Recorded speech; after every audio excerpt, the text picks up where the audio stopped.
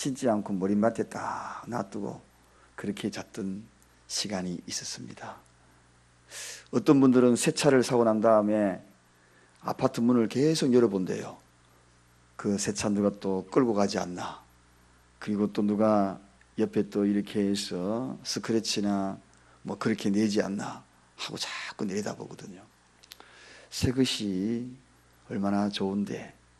그런데 사람들은 참 이상해요. 낡은 것을 좋아하는 사람이 있어요. 새 것을 자꾸 싫어하고 낡은 것 좋아하는 사람이 있어요. 오늘 예수님이 이 땅에 오실 때 새 세계가 펼쳐지는 그 새 세계를 제대로 이해하지 못하고 자꾸 옛날 것, 낡은 것, 그런 것들을 고집하고 살아가는 그러한 사람들이 있었습니다. 예수님의 오심은 바로 이 새 세계를 알리는 것이고 새 것을 알리는 것입니다. 좋은 것을 알리는 그러한 것입니다. 그런데 오늘 예수님이 이 바리새인과 서기관들에게 바로 이 새 것을 일러주었구만.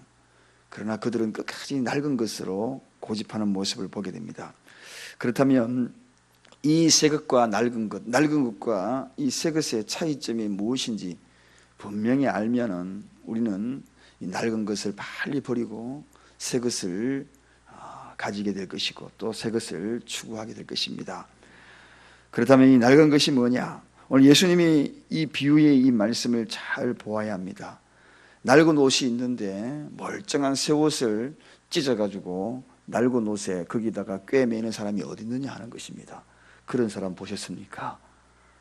낡은 거 있는데 그 낡은 거 고치기 위해서 새 것을 갖다 가위질 해가지고 찢는 사람이 없거든요. 그렇다면 이 낡은 것에 이것은 빨리 벗어버리고 처분해버리고 새 것으로 취하는 것이 마땅한 것입니다. 이 낡은 것이라는 것은 한마디로 첫 번째 죄의 지배 아래 있을 때의 낡은 것이다. 예수님은 그렇게 표현하고 있습니다. 죄의 지배 아래 있을 때 모든 인간이 피조물로서 하나님이 이 인간을 최초 창조하시고 난 다음에 언약을 맺은 언약이 있습니다. 그 언약이 뭐냐 하면 행위 언약이다. 신학적인 용어로 그렇게 표현합니다. 행위 언약.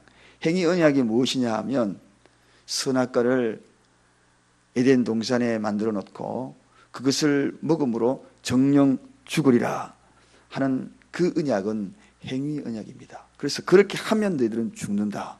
바로 이것이 행위 언약입니다. 최초로 그 행위 언약, 그렇게 하지 아니하면 살리라. 이러한 모습이 바로 행위 언약입니다. 그런데 인간은 어리석게도 그 행위 언약을 깨뜨리죠. 선악과를 따먹고 맙니다. 그게 뭡니까? 결과적으로 선악과를 따먹게 되는 것은 사단이 개입되죠. 그 죄가 이 땅에 들어오게 되는 겁니다. 그래서 이 행위 언약이 깨뜨려짐으로 말미암아 죄가 이제는 인간을 지배하게 되었다는 것입니다. 사단의 통치 아래 있는 인간 세상에는 어찌하든지 간에 이 죄가 들어옴으로 말미암아 이 죄가 인간을 지배하는 것, 그런 시대가 바로 낡은 시대다, 낡은 것이다. 이게 첫 번째 죄의 지배입니다. 죄의 지배에 계속 받기를 원하십니까? 그렇지 않잖아요. 이게 바로 낡은 것입니다. 두 번째는 이러한 낡은 것, 죄의 지배하는 것으로 끝나는 것이 아니라 그 죄의 지배는 곧 사망을 가져온 것입니다. 그래서 사망의 지배가 이제 이 땅에 밀려오게 된 겁니다. 아담의 범죄로 말미암아 죄의 지배에 거기에서 살아가게 되는 그 인간들은 이제는 종국적으로 죽음을 맛보지 않을 수 없는 그런 존재가 되었다는 것입니다. 자기의 죄에 상하는 선을 아무리 쌓아도 도덕적으로 결함이 없어도 결과적으로는 이 죄의 그늘에서 살아가야 되기 때문에, 그리고 죄의 그 품속에서 살아가야 되는 인간은 결국은 사망이 우리에게 도래할 수밖에 없었다. 그래서 사도 바울은 이것을 표현하기를 사망이 왕노릇한다. 그렇게 왕노릇하다. 자, 다시 한번 정리합니다.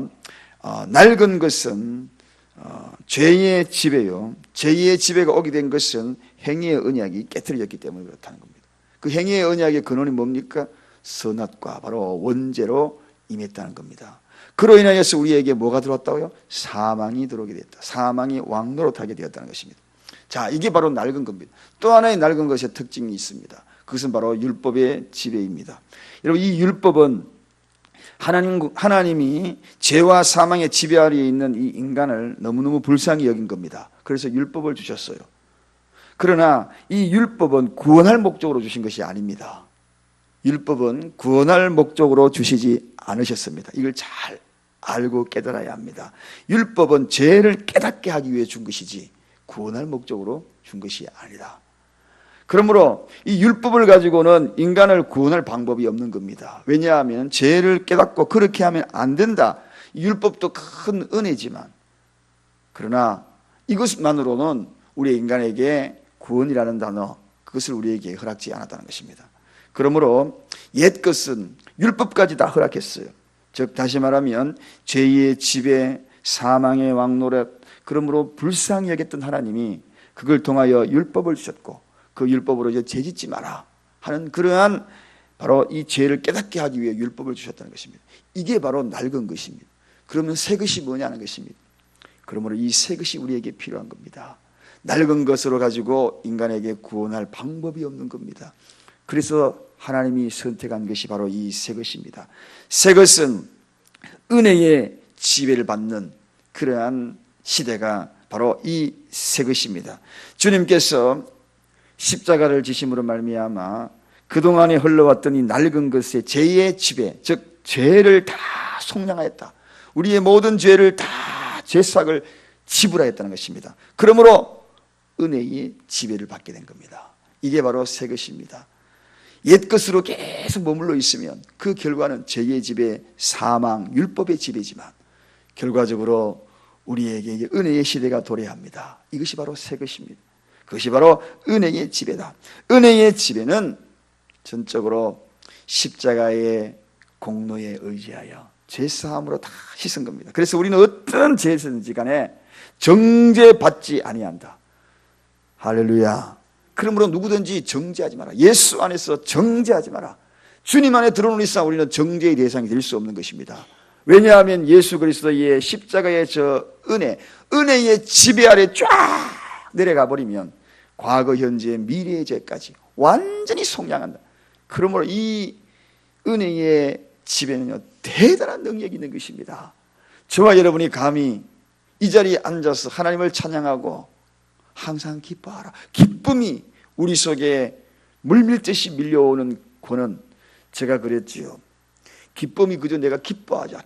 그래서 기쁨이 우리에게 오는 것 아닙니다. 내가 웃자. 그건 가식이지요. 정령 웃음이 터져나와야 되는 것입니다. 이 속에서 샘솟아야 되는 것이거든요. 그 샘솟는 것은 은혜의 지배 아래 있는 사람은 그냥 샘이 터지는 것입니다. 할렐루야. 웃음이 그냥 터지는 것입니다. 그냥 주위에 있는 환경, 그거하고는 별개의 문제입니다. 여러분, 산골짜기 깊은 산속 옹달샘 몽글몽글 솟아나는 것은요, 옆에 있는 환경하고는 별개입니다. 옆에는 은거키가 있고요, 주위에 보면은 뭐 바위가 있고 삐쭉삐쭉하고 막 전혀 환경이 좋지 않아요. 그럼에도 불구하고 거기서는 몽글몽글 계속 새로운 물이 샘솟듯 솟아나. 이것입니다. 은혜에 지배받는 자. 그래서 우리는 은혜와 긍휼로 지금 통치를 받는 시대입니다. 그러므로 여러분의 기쁨을 빼앗아갈 수가 없는 것입니다. 이 은혜의 지배. 그 다음에 새 것의 중요한 두 번째는 바로 의의 지배를 받습니다. 의의 지배. 여러분, 우리는 죄의 지배 아래에서 죄가 우리를 지배했지만, 그래서 불법과 평등, 불의, 그런 걸 다 겪어야 돼요. 그러나 주님 나라 예수 그리스도, 그분이 누굽니까? 그분은 의입니다. 한 의가 나와서 평등하게 우리를 다 다스린다는 것입니다. 할렐루야. 공평하게 다스린다는 것입니다. 그게 바로 의의 지배입니다. 그러므로 예수 안에서는 다 평등한 겁니다. 누구든지 이 자리에서 내 의를 드러내거나, 누구든지 내가 높다거나 내가 더 가진 자로서의 군림하려거나 그럴 수 없는 그러한 모든 것, 의의 지배. 그래서 의의 지배 안에 있는 사람은 그리스도 안에서는 누구든지 소외되는 자가 없어야 하는 것입니다. 변방에 있는 그런 자가 우리 교회에 없기를 원합니다. 구석진 곳에서 홀로 있는 자들이 없기를 원합니다. 아니, 없어야 하고 스스로도 느껴야 합니다. 이 성전에 들어오는 이상 나는 소외된 자가 아니라 나는 의의 지배를 받는다. 공평한 것입니다. 그래서 요나단과 다윗의 이야기를 했지 않습니까? 다윗과 요나단이 친구가 될 수 없는 사이예요. 왕과 목동이 어떻게 친구 됩니까? 그러나 영적 안에서는 친구가 되는 것입니다. 교회의 친구가 될 수 있는 것은 바로 영적 친구. 이게 바로 의의 지배를 받는 것입니다. 최소한 우리는 주님이 우리를 위하여 자기 목숨을 초계처럼 버려서 우리를 의의 지배 아래 거기에 들어가게 한 겁니다. 그러므로 말미암아 우리의 가치는 누구 하나도 다 빼놓을 수 없이 천하보다도 귀한 존재들이 다 된 것입니다. 여기에 있는 여러분, 이 은혜 아래 지배에 있는 여러분, 의의 지배를 받고 있는 이런 천하보다도 귀한 존재들이라는 것입니다. 그분의 의로 우리는 다스려지기 때문에 시시꿀렁한 세상의 법으로 다스려지는 자들이 오늘 하나님의 백성들이 아닙니다. 우리는 의의 지배를 받는 자들입니다. 그래서 천국 백성이라 그렇게 이야기하는 겁니다. 천국 시민권을 가진 여러분들이 저와 여러분들인 것입니다. 세 번째는 바로 이 새 것으로 지배받으면 새 생명의 지배를 받습니다. 할렐루야. 새 생명. 그게 뭡니까? 거듭남. 여러분, 죄의 통치는 사망을 가져다 주고 육체의 죽음이 아니라 영원한 죽음, 그리고 그 영원한 죽음의 결과가 뭡니까? 영벌, 지옥입니다. 그러나 이제는 새 것으로 지배받는 그들에게는 거듭납니다. 새 것으로, 무엇으로? 생명의 지배를 받습니다. 어떤 생명? 영생의 지배를 받는 것입니다. 그러므로 질적인 차원의 다른 모습으로 살아가고 있는 그러한 크리스천의 삶이 구질구질한 비관적인 삶, 한숨 푹푹 쉬면서 살아가는 삶, 내 인생의 뒤를 돌아보며 늘 아쉬워하고 늘 괴로워하는 삶이 아닙니다. 과거의 것은 지나갔으니 보라 새 것이 되었도다. 이제 저와 여러분들은 그리스도 안에 있으면 누구든지 새로운 피조물이라. 이전 것은 지나갔으니 보라 새 것이 되었도다. 여러분, 새 것으로 살아가는 것이 저와 여러분들입니다. 그러므로 새 것으로 살아가야 하는 자들이 계속 낡은 것을 고집하며 낡은 것에 사로잡혀서 거기에 옛 것을 고집하며 끝까지 낡은 옷을 입고 낡은 신발을 신고 낡은 모자를 신고 입고 그렇게 가는 존재가 아니라는 사실. 오늘 이 예배 끝나고 난 다음에 여러분들은 전부 새 것이에요. 그래서 우리는 나날이 새로워진다. 할렐루야. 육체는 비록 피폐하였어. 하루하루 내 인생의 장막이 자꾸 거칠어지고 손마디마디 자꾸 거칠어지고 내 얼굴이 자꾸 거울 쳐다보면 한숨 나온, 이제는 그러한 육체의 장막이 끊임없는 우리의 인생을 허무하게 만들 때마다 우리는 새 것이다. 나는 나날이 새로워진다. 말씀 마지막 마무리합니다. 옛것, 낡은 것, 죄의 지배, 사망의 왕노릇, 율법이 지배, 좋아 보입니까? 그렇지 않지요. 새것, 말만 들어도 좋습니다. 은혜의 지배, 의의 지배, 생명의 지배, 오늘 그 속에 살아가는 저와 여러분의 시기를 간절히 축원드립니다. 기도하겠습니다.